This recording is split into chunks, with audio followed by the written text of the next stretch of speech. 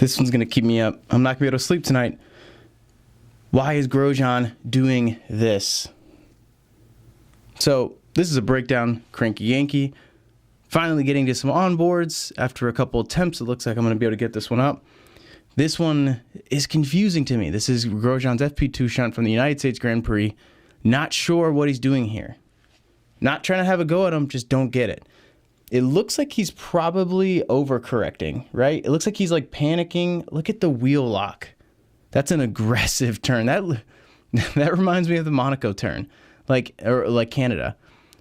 Why is he so locked? And he's not going slow. He's in the S's, turn 7, because I know turn 9 is right up ahead. Why is he so locked? So someone who knows more about racing, tell me. But I'm not trying to attack the guy. I just don't get it. Is this an error? Is he trying to catch a little? That's my only other thing. Is he trying to use this front tire right here? And is he trying to catch a little bit of grip? So let's go back and actually get into what happened, like how this happened, how we're even here again with Grosjean. Okay, so he's going into the S's. Here's his approach, 6, 7, 8, 9, or 5, 6, 7, 8. A little too much curb there. I think that's a little bit of the contributing factor, and that's on the down. He's on the downslope there, so he already had a lot more curve. Look at his wheel. He's not very flowy here. He's a little jerky. You can already tell how he's setting up this turn.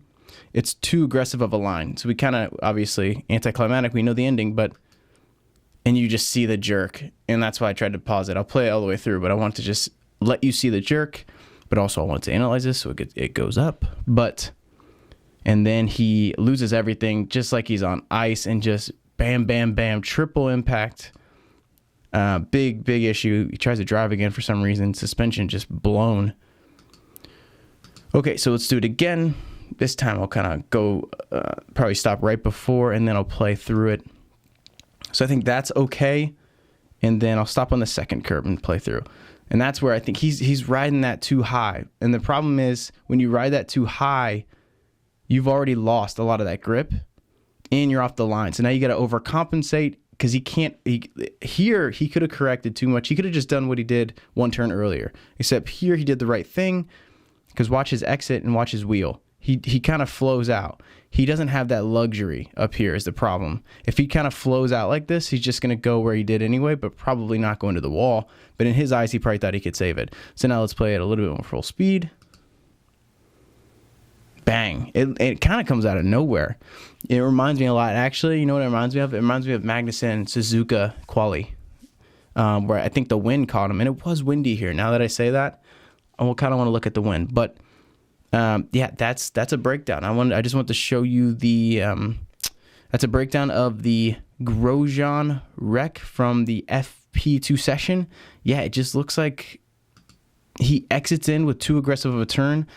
His engineer got on the radio right before this and said, hey, go K1 push on turn 11, which is that tighter turn. So it looks like he wanted him to jut out and push out with a little bit more of the aggressive power in that Ferrari engine. Takes a high curve. Takes a little, in my opinion, I think this is where it starts. Like I said, I think he disrupts his racing line. I think he has to overcorrect already right here a little more than he already wanted to. He's got to take a little bit more of an aggressive approach. And his, I think, correct handling of his previous mistake in the last turn, he handled that well. The problem is he handled it too well, so much so that he left himself too much to do on this turn, is what I'm saying.